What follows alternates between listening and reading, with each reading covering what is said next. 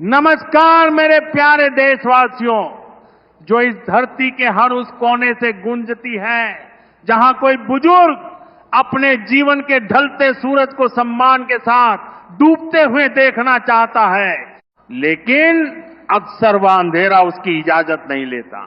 ये कोई साधारण चर्चा नहीं है, ये कोई सुबह शाम की खबर नहीं है, ये उस विश्वास की तहकीकात है जो आपने अपनी जवानी की किरणें बिखेरते हुए इस देश की मिट्टी में बो दी थी। ये उस सम्मान की बात है जिसका वादा किसी कागज पर तो नहीं लिखा गया था, लेकिन इस देश की संस्कृति की हर परत में बसा हुआ था। और हां, ये उस हक की बात है जो आज तक आपके थैले में अधूरा ही पड़ा हुआ है। आपने अपनी सांसों के सबसे सुनहरे पल इस देश को दे दिए। उस दौर में जब दुनिया अपने निजी सपनों के महल खड़े कर रही थी, आपने राष्ट्र की नींव के पत्थर बनना स्वीकार किया। सुबह की पहली किरण से लेकर रात के आखिरी तारे तक आपने मेहनत की। कोई आपको खेतों में फसल काटते हुए देखता था, तो कोई कारखानों की चिमनियों के धुएं में अपनी सेहत घोलते हुए, कोई स्कूलों में बच्चों का भविष्य गढ़ता था, तो कोई अस्पतालों में मरीजों की जान बचाता था, कोई सीमा पर बर्फीली हवाओं से लड़ता था, तो कोई रेलवे की पटरियों पर डाकघरों की नीली बत्ती के नीचे सार्वजनिक उपक्रमों की बेजान फाइलों के बीच इस देश को चलाने का जादू बुनता था। आपने कभी पूछा नहीं कि बदले में क्या मिलेगा, आपने तो बस कर्तव्य की वह डोर थामी जो कभी ढीली नहीं पड़नी चाहिए थी। आपने सोचा था कि जिस धरती को आपने हरियाली दी, वह धरती जब आपकी सेवा की उम्र पूरी कर लेगी तो आपको सम्मान की वह ऊंचाई देगी जहां से जीवन को बिना झुके, बिना मांगे जिया जा सके। लेकिन आज जब हम इस धरती की असलियत देखते हैं, तो क्या सच में वह सम्मान मिल पा रहा है, या फिर हम उस दौर को जी रहे हैं जहां बुजुर्गों का अनुभव तो लिपि में लिखा जाता है, लेकिन उनकी जरूरतों पर महंगाई की स्याही फेर दी जाती है। देखिए, महंगाई कोई धीरे धीरे आने वाला मेहमान नहीं रह गया है, वह तो बिना दस्तक दिए घर में घुस आती है। दवाइयों की कीमतें ऐसे उड़ान भर रही है जैसे उनके पंख लगे हों। इलाज का खर्चा तो अब मिडिल क्लास की नींद उड़ाने वाला दुश्मन बन चुका है।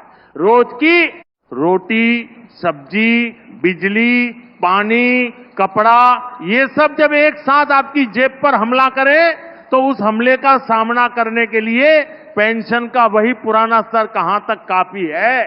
ये सिर्फ अर्थशास्त्र का सवाल नहीं है, ये मनुष्य के अस्तित्व का, उसकी गरिमा का, उस आखिरी उम्र के अधिकार का सवाल है। जब इंसान न तो बहुत कुछ चाहता है और न ही बहुत कुछ मांगता है, वह बस चाहता है कि उसे ये न कहना पड़े कि आज दवा लूं या दाल।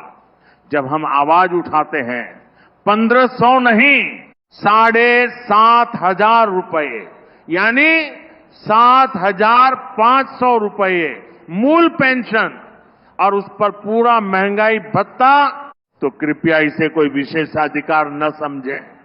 ये कोई सुनहरे पिंजरे की मांग नहीं है, ये तो उस पक्की छत की मांग है जहां एक वरिष्ठ नागरिक अपनी आखिरी सांस तक ये सोचे कि उसने कोई गलत भरोसा नहीं किया था।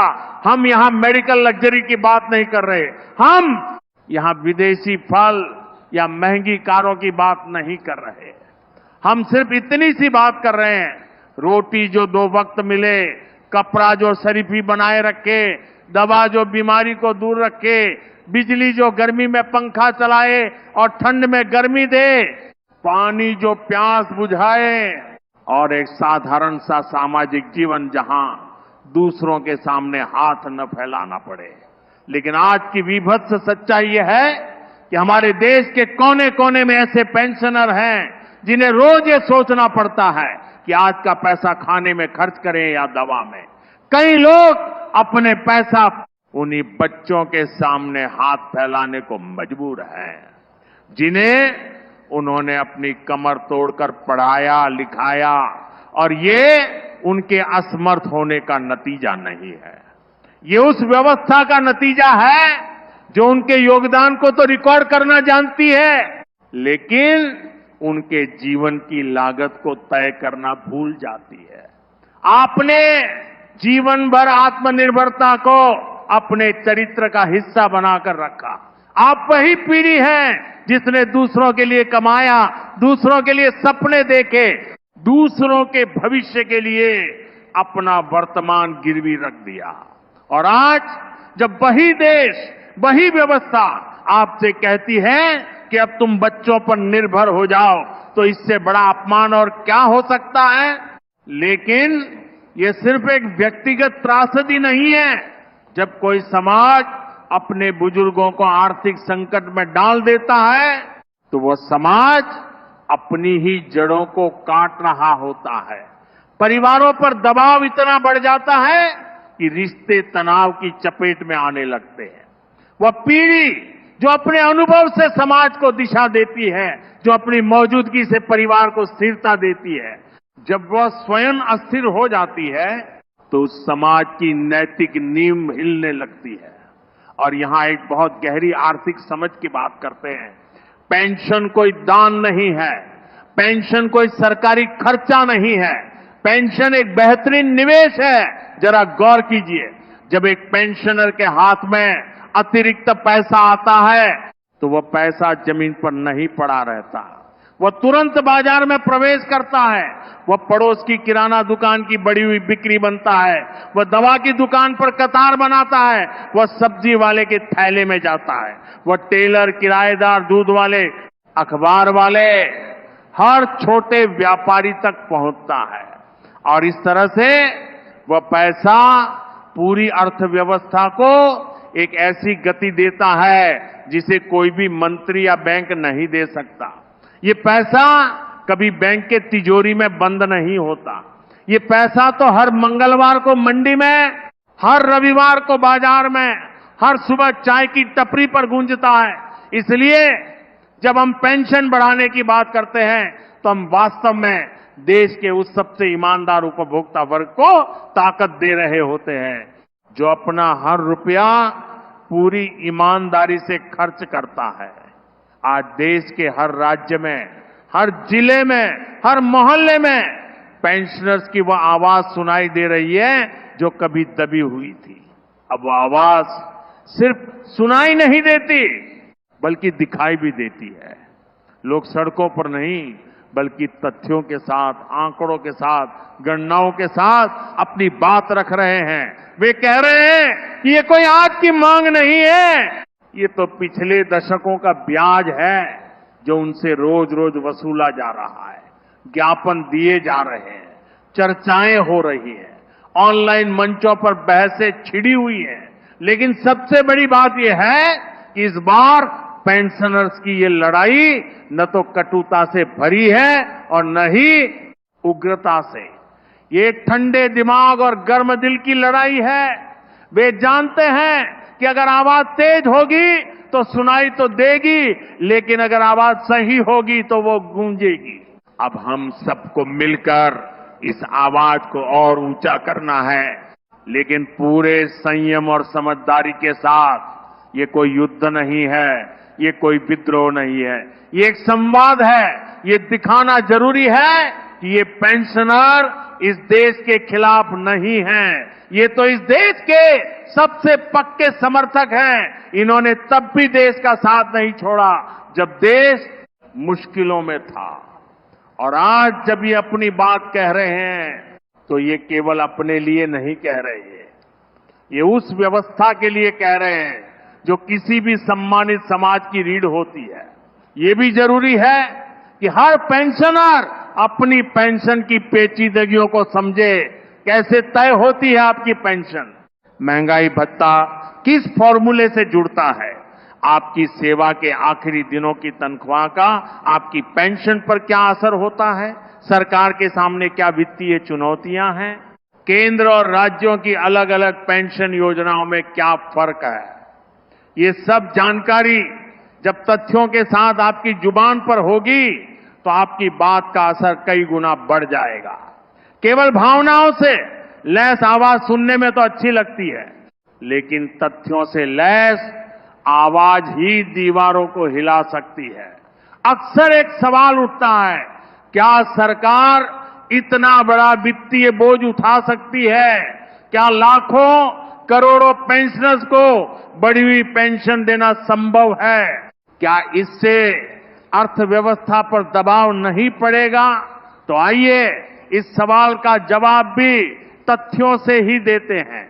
जब देश की प्राथमिकताएं सही हों, जब बजट की निगाहें सिर्फ राजनीतिक लाभ की ओर न हो बल्कि सामाजिक लाभ की ओर हो, तो ये पूरी तरह से संभव है।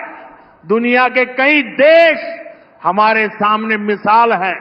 वहां जितना मजबूत सामाजिक सुरक्षा का जाल होता है, उतना ही स्थिर उनका समाज होता है, उतना ही कम अपराध होता है, उतनी ही अधिक शांति होती है, उतना ही अधिक आपसी विश्वास होता है।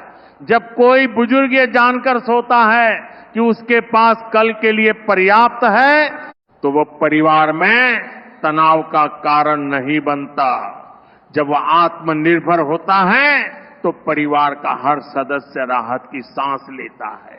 जब परिवार शांत होता है तो मोहल्ला शांत होता है। जब मोहल्ला शांत होता है तो शहर शांत होता है, और जब शहर शांत होते हैं तो राष्ट्र मजबूत होता है।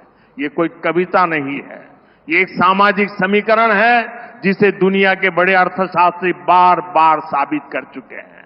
तो पेंशनर्स, ये समय सिर्फ चिल्लाने का नहीं है, ये समय समझदारी से बात करने का है। ये समय ये दिखाने का है कि हम संविधान की हर धारा का सम्मान करते हैं, हम कानून की हर इबारत पर विश्वास करते हैं, हम लोकतंत्र के हर स्तंभ को अपना मानते हैं, और इसलिए हम अपनी बात भी पूरी तरह से लोकतांत्रिक, पूरी तरह से गरिमापूर्ण, पूरी तरह से संयमित तरीके से रखेंगे। अगर कोई विशेष तिथि है, अगर कोई विशेष दिन है जिससे उम्मीदें जुड़ी हैं, अगर कहीं कोई संकेत है कि कोई निर्णय आ रहा है, तो हम आशा के साथ प्रतीक्षा करेंगे। लेकिन ये भी जानेंगे कि किसी भी बड़े फैसले में समय लगता है, किसी भी बड़ी प्रणाली में कई स्तर होते हैं, कई विभाग, कई समितियां, कई राय, कई गणनाएं। ये कोई एक आदमी का फैसला नहीं होता, ये एक प्रक्रिया है, और उस प्रक्रिया के प्रति हमारा धैर्य ही हमारी सबसे बड़ी ताकत है। लेकिन इस धैर्य का मतलब ये नहीं कि हम चुप हो जाएं। धैर्य का मतलब है हम अपनी बात दोहराते रहें, लेकिन गुस्से के बिना। हम अपनी मांग रखते रहें, लेकिन तोड़-फोड़ के बिना। हम अपनी पीड़ा सुनाते रहें, लेकिन रोने के बजाय गणित के साथ। हमें ये नहीं भूलना चाहिए कि हम वही लोग हैं जिन्होंने देश को बनाया है। हमारी उंगलियों के निशान इस देश के हर पुल, हर सड़क, हर स्कूल, हर अस्पताल, हर फैक्ट्री पर हैं। हम वही लोग हैं जिन्होंने उस दौर में मेहनत की जब टेक्नोलॉजी ने हाथ नहीं बंटाया था। हम वही लोग हैं जिन्होंने उस दौर में टैक्स भरे जब सैलरी महज कुछ 100 रुपये हुआ करती थी। हम वही लोग हैं जिन्होंने अपने बच्चों को इतनी ऊंचाई दी कि आज वे हमें बता सकें कि हम पुराने विचारों के हैं।